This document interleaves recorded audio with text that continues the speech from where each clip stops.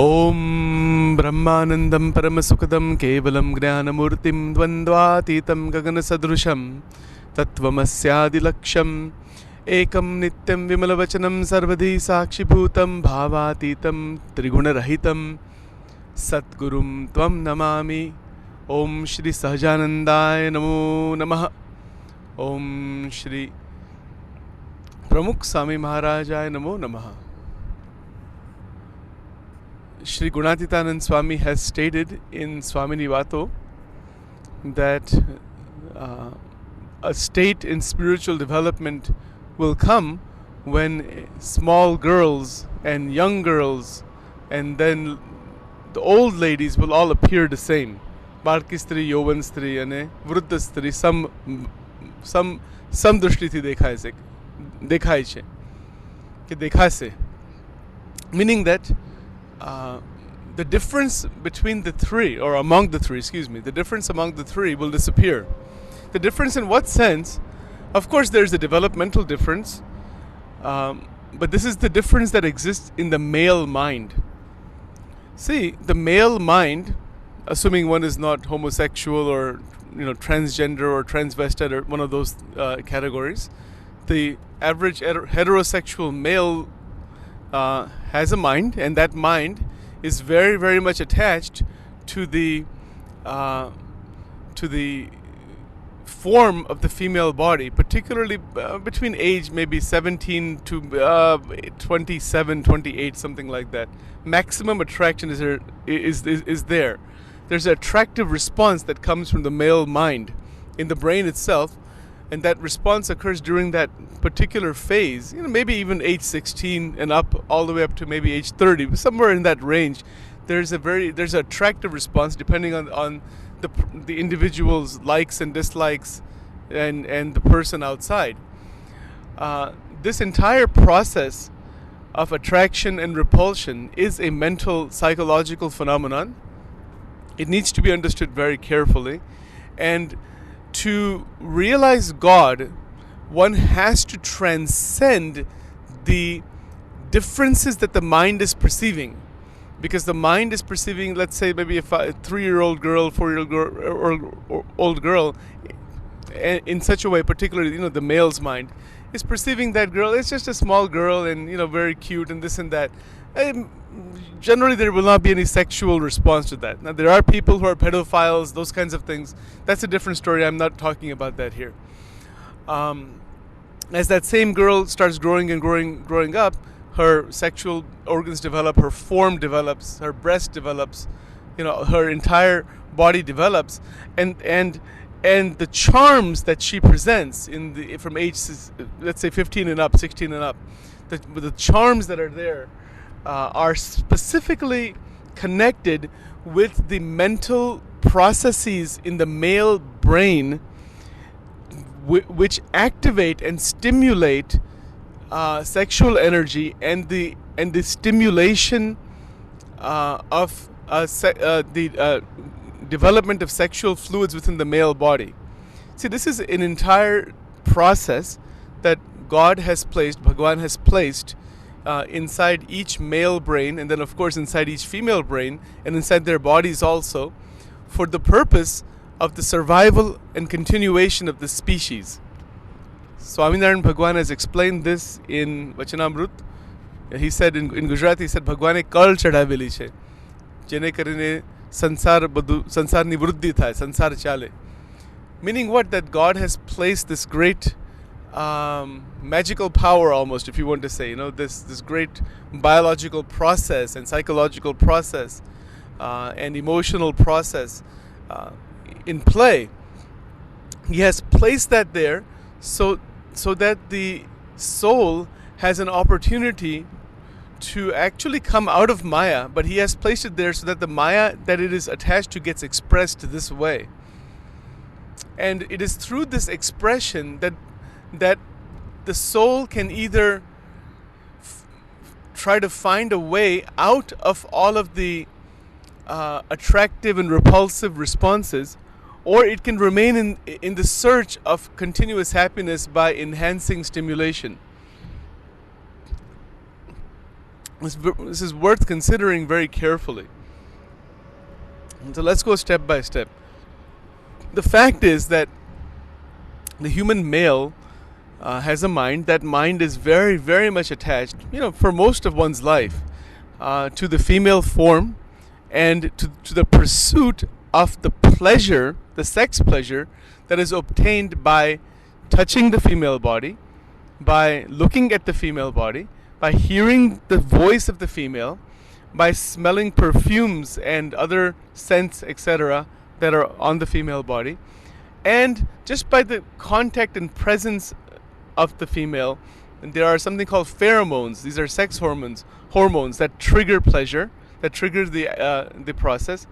And of course, in the male mind, there is that experience of wonder and joy and pleasure in seeing that which is beautiful outside. So a girl who is outside appears very beautiful. The man says, wow, she's really beautiful, she's really great. Well, that feeling that is coming from within the individual, from within the brain. It's generated by the brain, it's emotional, it's also sexual in that sense. But the feeling is within, the pleasure is within. The outside person or the outside object, if you want to say, like pornography, that kind of thing. There's no person there on the TV, but it's just it's essentially the representation of a person, through recording. The outside object or the outside actual person is a trigger to the internal flowering of sex pleasure. And then that pleasure moves in a certain pattern called the sexual response cycle. It's important to clearly understand this because we cannot get out of this process until we are completely clear about how it functions, how it works. It's a process. It is a biochemical, neuropsychological, and psycho-spiritual process. It is not something ordinary, it is something extraordinary. In fact, in Bhagavad Gita, Bhagwan Sri Krishna Paramatma, Lord Krishna, he has stated beautifully in Vibhuti Yoga, in the chapter in the chapter on Vibhuti Yoga, meaning his great glory. He has said that among all the gods, I am the god of sex, Kamdev. He is the Kamdev, meaning actually Krishna is beyond Kamdev. But the fact is that the energy that is in Kamdev, meaning the god of sex, the sex energy, the power of procreation, the power of attraction, the power of intense focus and concentration in the sex act, all of that thing is the power of Lord Krishna.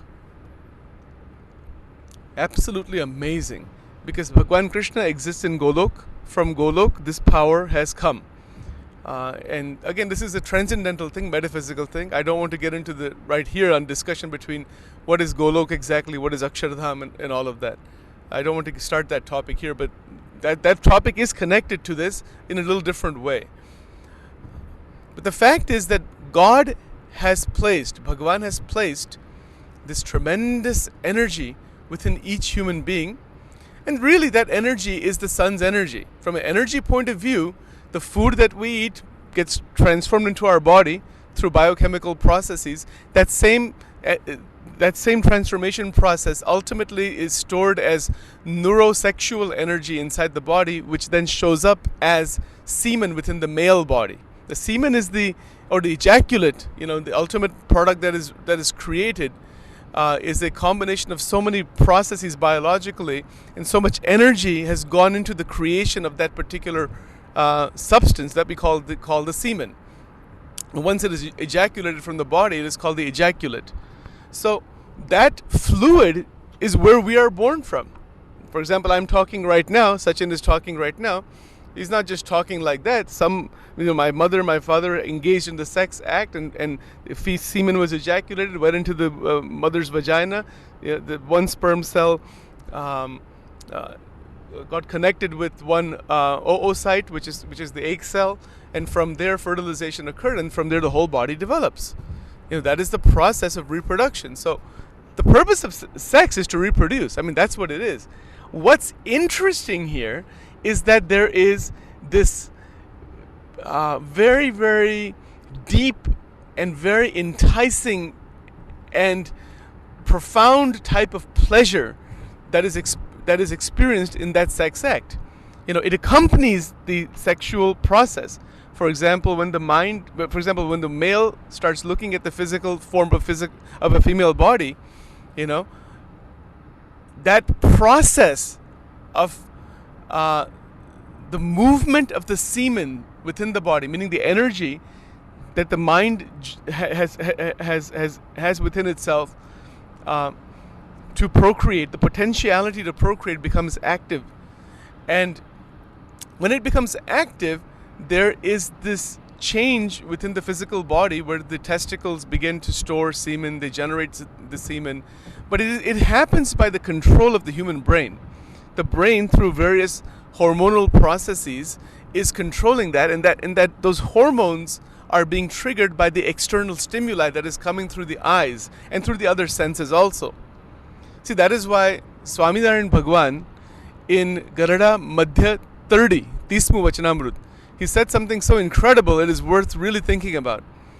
He said that, in Gujarati, I'll say it first and then I'll translate it. He stated that Gamme tevo dhirajvan hoy ane રૂપાળી સ્ત્રી સભામાં આવે, સત્સંગમાં આવે, તો એની દ્રષ્ટિ તણાય વિના રહે નહીં.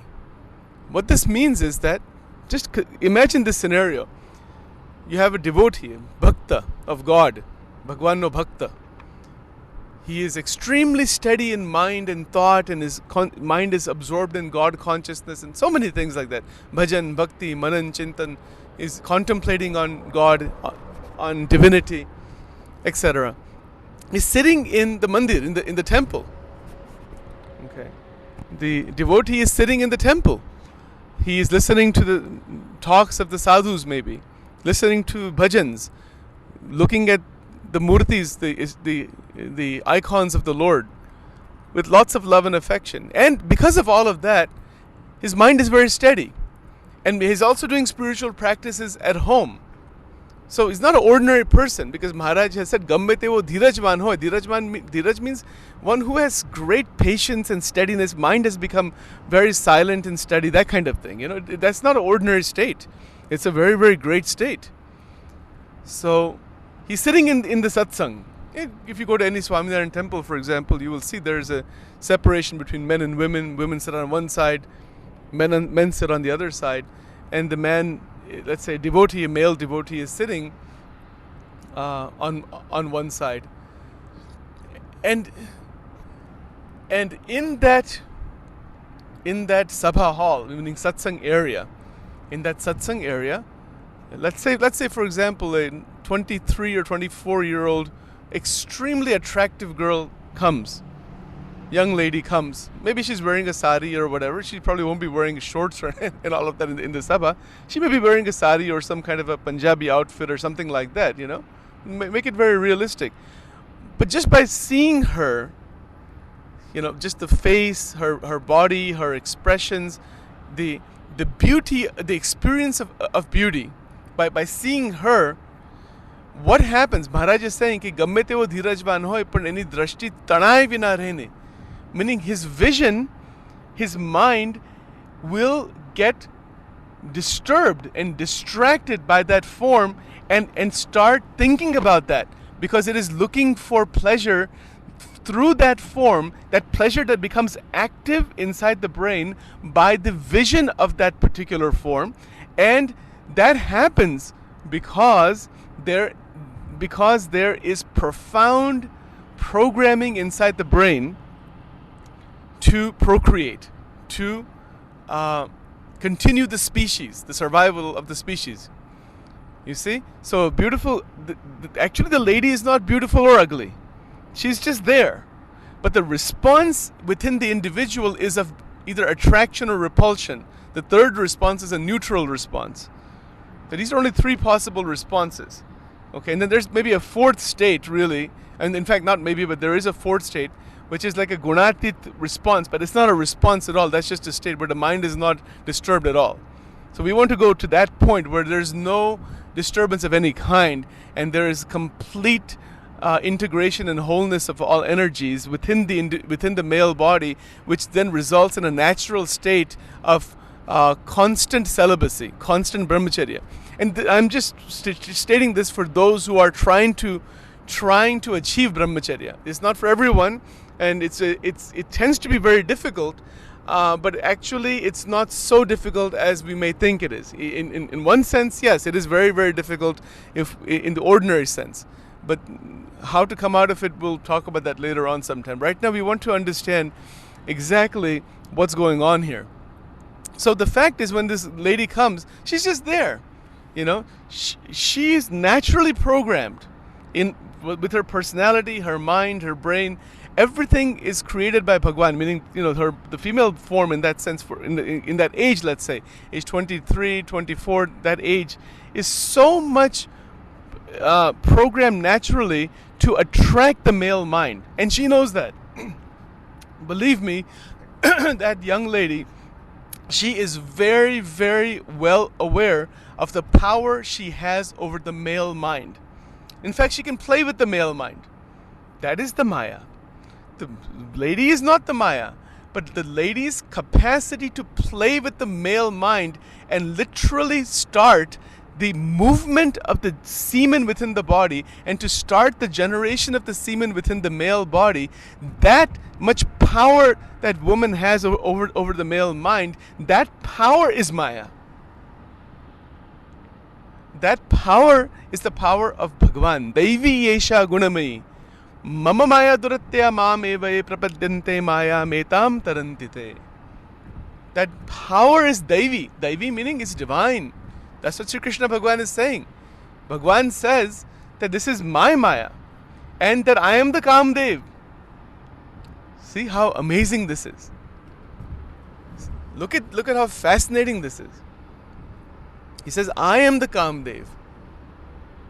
Meaning, within the male body, the process of sexual movement of energy and the intense force to take that semen outside the body and impregnate that lady, that force is given by Sri Krishna Bhagwan from the Golok Dham. That's where it comes from. There's no question about that. And really, it really comes from the Mool Swarup, which is in Akshardham, through Golok and then into the Brahman. And then shows up as sex energy within all of us. So the fact is that Bhagwan's energy, God's energy is within us. Maya is within us. The sexual process that is triggered inside the body, inside the mind, and the way it overtakes, the way the thoughts become concentrated on that, like a laser beam. And because it is through that concentration that the semen is actually accumulated within the body, and then by stimulation of the male sex organ and other parts of the body, you know, through foreplay and other kinds of stimulations, or even just through masturbation, the mind ultimately triggers within the brain the entire sex response cycle. And there are various phases in that cycle. And in that cycle, there is a stimulation, excitement phase, and then there's an orgasmic phase. So the orgasm, the experience of orgasm, is the experience of pleasure, is sex pleasure. It is created inside the brain in an area called the reticular activation system, the RAS. It's very well known, and every species has the sex center. You know, I don't know that every species necessarily experiences pleasure. I've even heard that only dolphins experience sex pleasure. No other species does. I'm not sure about that. I'll have to do more research on that. It could be, but it's very hard to tell. You know, humans certainly experience it. But all animals are instinctually driven for that. So the instinct is there to perform that act, because if that act is not performed, the procreation would not occur. And that is the way God's Maya, Bhagwani Maya, is expressed through this process. That's the way species survive.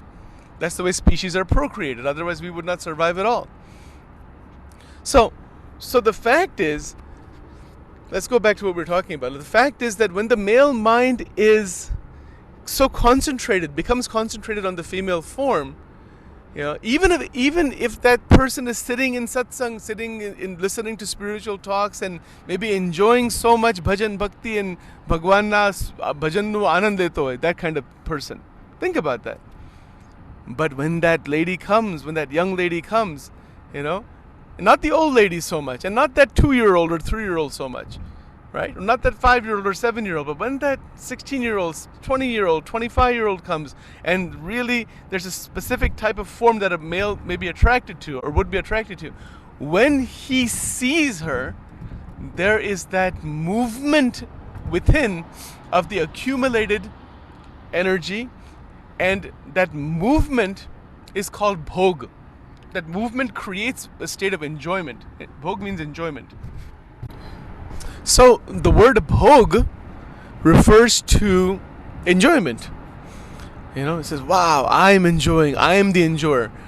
That is the psychological eye, not the spiritual eye. The spiritual eye has become almost like diluted, because of the maya, with the psychological eye, aham, and from there it says, I am the enjoyer. This is who I am. And that kind of thing is going on due to the lack of realization of the Chaitanya Jivatma, of the soul. The soul is Satchidanand.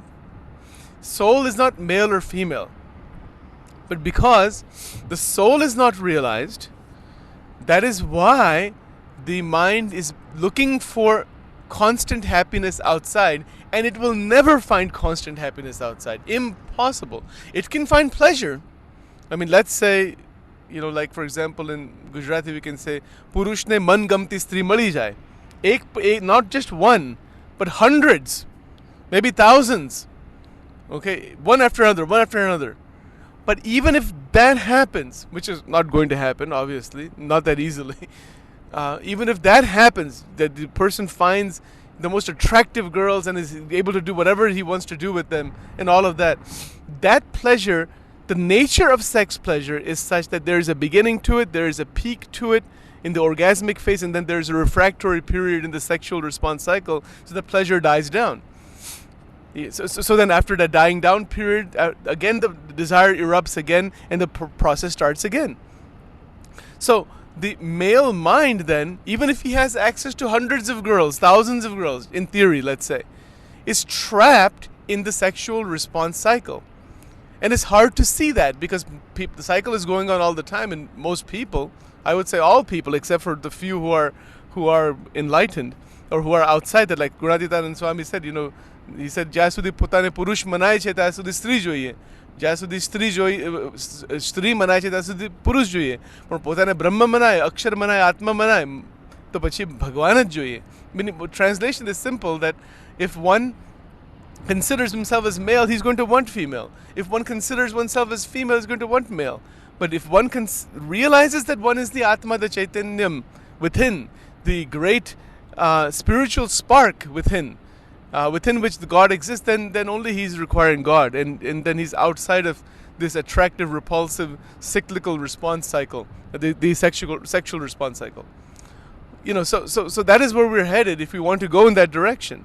Again, those who are in that cycle, let's go back to what we were saying before. Let's say you have a male who's got access to hundreds and hundreds of girls, literally, without any end, can enjoy whatever he wants to enjoy, as much as he wants to enjoy. Even then, that enjoyment is not constant.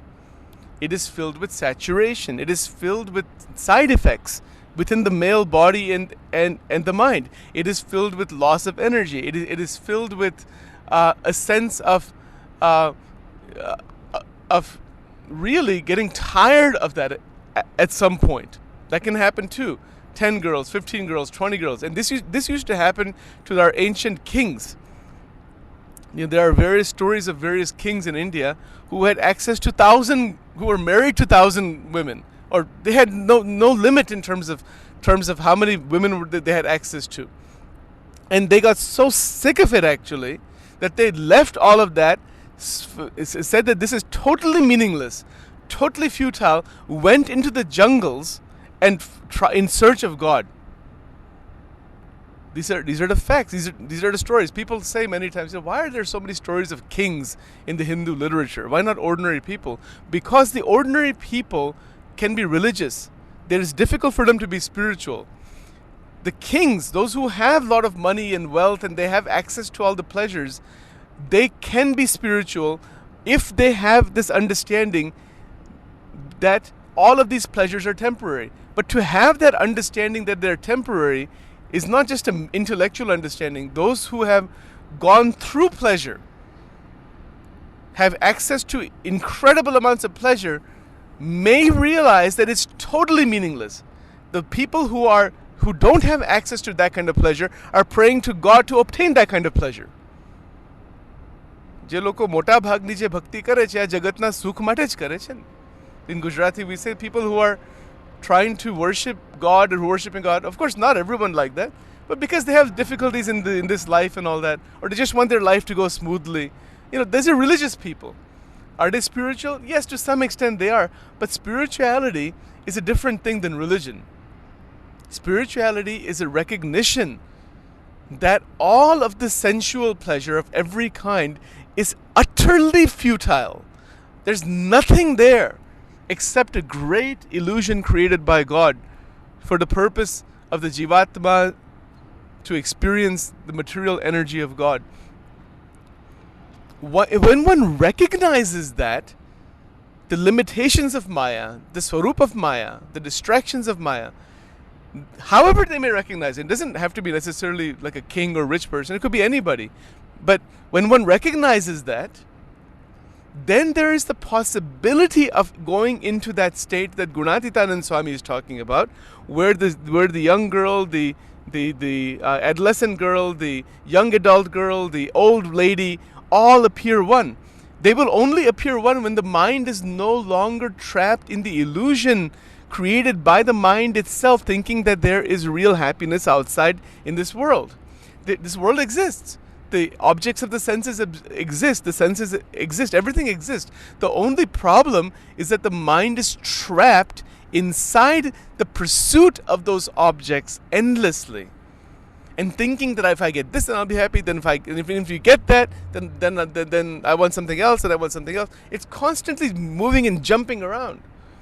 Constantly, like a monkey, it is just jumping constantly from here to there, in search of happiness, because it does not realize through its own ignorance that the happiness it is looking for is its own nature. The individual who is looking for happiness outside has forgotten that the source of happiness exists within one's own heart. That is Purushottam, Parabrahma, who exists as witness within the divine soul, within oneself. When that recognition occurs, there's no need for anything outside. Outside things person will interact with as necessary for survival, etc. But the sense that I will find constant, unending, undiluted, infinite bliss from the objects of the senses is completely gone. That sense is gone. That feeling is gone. That thought doesn't remain anymore. And that is the key. That is the master key. That is what the Satpurush teaches. In our Swaminarayan Sampradaya, there are so many different branches within the Sampradaya, different Guru Paramparas, etc. There are great souls, great enlightened beings in each branch. And in other Sampradayas also, some very advanced, highly advanced people. But why are they advanced? What makes them so advanced? What makes them so great? What is it about them? They have simply realized that the mind is entangled in its own ignorance, and they have realized that the mind cannot provide infinite happiness. In fact, they have recognized the nature of the mind. That's all it is. It's really nothing more than that. See? Maneva manushanam karanam bandhamokshayoho. Shri Amrut Bindu Upanishad. Very, very clear. Mind is the cause of bondage and liberation. Bhagavad Pad Shankaracharya Ji Maharaj, he has said very nicely, beautifully, Adi Shankaracharya Ji, Jitam Jagat Kena Manohi Yena. In one of his scriptures, he has made this statement, and this is quoted in the Vachanamrut in Sarangpur number 1 Vachanamrut. Muktanand Swami in fact has asked that. So he asked a question to Maharaj, to Swaminarayan Bhagwan, about the mind and senses and all. Very nice Vachanamrut. So the fact is that Shankaracharya stated that Jitam Jagat Kena Manohi Yena. Who has won the world? One who has won one's own mind. But you cannot win the mind by a war within. The internal war within the mind has to stop.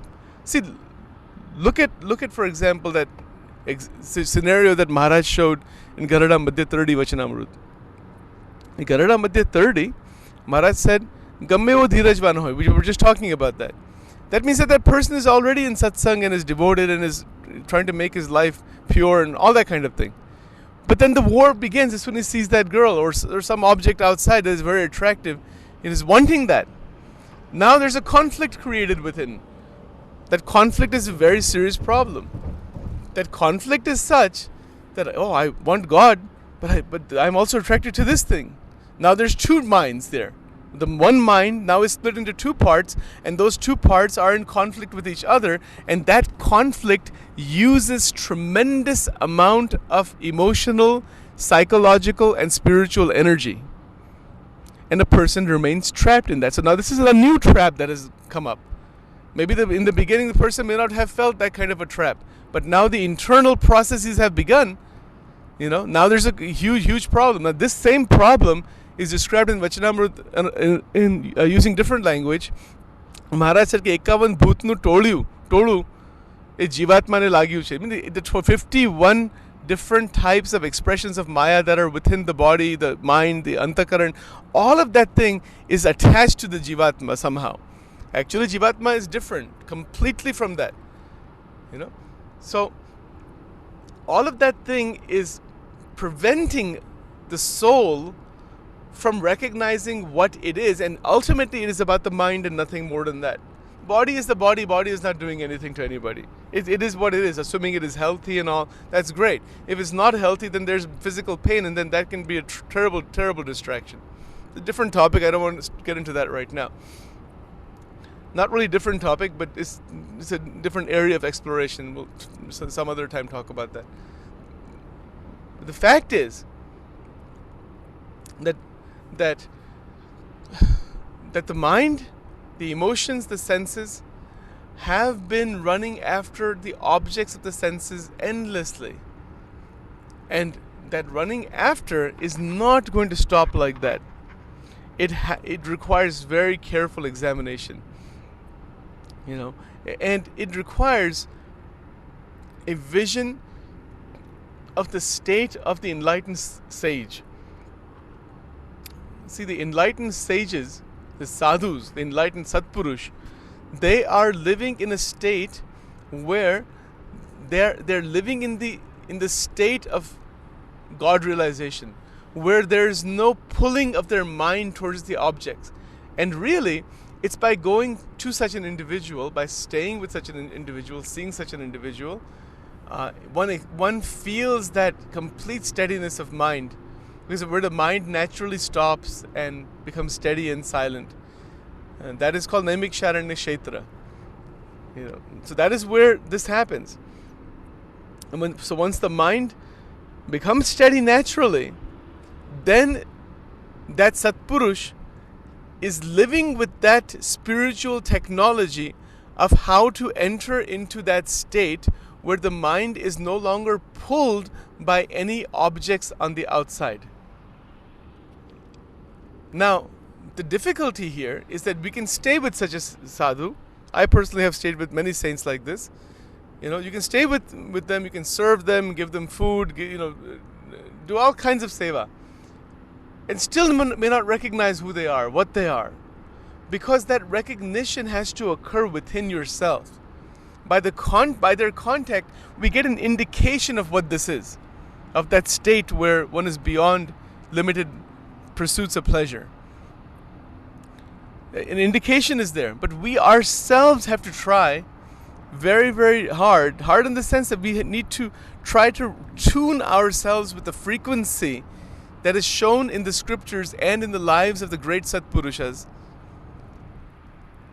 where our mind is retuned to the frequency of bhajan, bhakti, and contact with God. That's the process of sadhana and mahima and all those things. And by doing that, a point will come where there is a complete recognition, complete jnana drishti, complete vision, complete spiritual vision of the nature of the sense objects, the nature of the attractive response, the nature of sex, the nature of pleasure.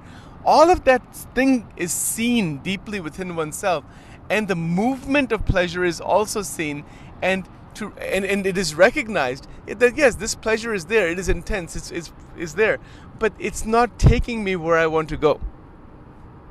See, it's very simple, right? If people could have realized God by expanding and enhancing sex pleasure to higher and higher degrees, if that was possible, everyone would have realized God very easily.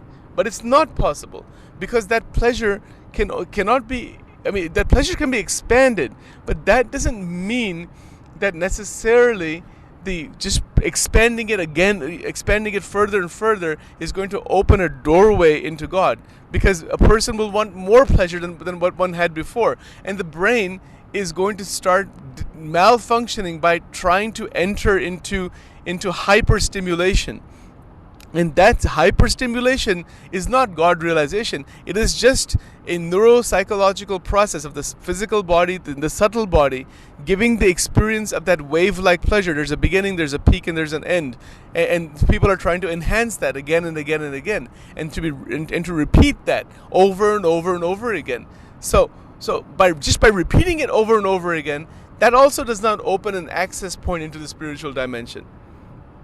I hope this is clear, because these are the facts. If it was simply a matter of just entering into great levels of enjoyment, and then that will open into even greater level of enjoyment, well, it doesn't work that way. Yes, there can be great levels of sex pleasure. There are various techniques even to enhance sex pleasure, and so many things are there. I don't want to get into that now. That's there. But that is not the original happiness. In fact, the pleasure of any kind of the senses exists because there is the Atma. There is the undiluted bliss. The pleasure experience is occurring as a reflection of the Atma. It's not the Atma itself, because there is Gnan Shakti, Ichha Shakti, Kriya Shakti. 3 energies God has placed. And through those 3 energies, the experience of pleasure can be there. So the experience of pleasure is an energy experience. It is a reflection of the Atma. See, it's like this, If you put, let's say, a jalebi in your mouth, like a gulab jam inside your mouth, you put it in your mouth and say, wow, this is nice and sweet. At that moment, there's that sensory stimulation, and I feel like, wow, this is so cool, this is so nice. Okay. So you consume that. But that feeling that this is so nice, this is so awesome, this is so wonderful, this occurs because there is the recognition of pleasure. Who is experiencing pleasure? Who is saying, this is nice, this is wonderful, this is fantastic? That is the Atma. That is recognizing a fragment of its own bliss. Because that's what pleasure is. It is just a minuscule fragment of its own bliss. In fact, it is an entanglement. It's not the real Atma Sukh, but that, or the real Ananda in the Atma. The experience of the pleasure that is occurring is due to the presence of God within the Atma. The God is the fountain of that pleasure. God is the origin of all pleasures, of everything. Because there's only one source of real happiness, and that is Bhagwan, Ananda Kanda. Now that source has to be found. These are just the small areas where that same Anand has come inside Maya, and then it has become mixed inside the qualities of Maya for the purpose of procreation. It's a mixture. No doubt it is only God's pleasure. That's why Bhagwan says, I am the Kamdev. He said it. It is only him only. But it is also, but he's beyond that also. Otherwise somebody will say, well, this sex pleasure is also God's pleasure. Let me just keep enjoying that. Well, if you keep enjoying that, you will not find God. You will go deep. Person will go deeper into the trap of Maya. See, because the sex pleasure is existing due to the presence of God in the activation of the entire body and everything else in the universe. But that sex pleasure, or any pleasure through the body, is an indication given by Bhagwan that, look, if this thing is so attractive, if this is so awesome, if this is what you're liking, then try to find out where this all comes from. Try to find that out. See, that is why the human being has given a larger brain, so you can think about this. You can think, this is happening to me, this pleasure reaction is happening to me, but where is it coming from? And this is what those kings experienced. They had thousands of girls. They had thousands of wives. The various kings are like that. Various kings, and if you look at today's society, pornography readily available, strip clubs, gentlemen's clubs, and all these things. These things are readily available. If you have the money and if you can afford, you can keep going into all that. But even that becomes saturated at some point. It's like that gulab jam example. You eat one gulab jam, you say, wow, this is so cool. Then you eat another one, you say, okay, I like it. Third one, okay, all right. By the fourth one or fifth one, you say, I don't want any more. And then if you try to eat more after that, you'll throw up, vomit the whole thing. You see, that means no object on the outside is capable of producing even a sensory experience of constant pleasure. What to talk about Ananda? These are the facts. And they are absolutely undiluted. They are absolutely undiluted. These are the facts. These are the facts. There's much more to be said. Please listen to part 2 of this. Thank you very much. Sachin J. Maharaj Ni Jai.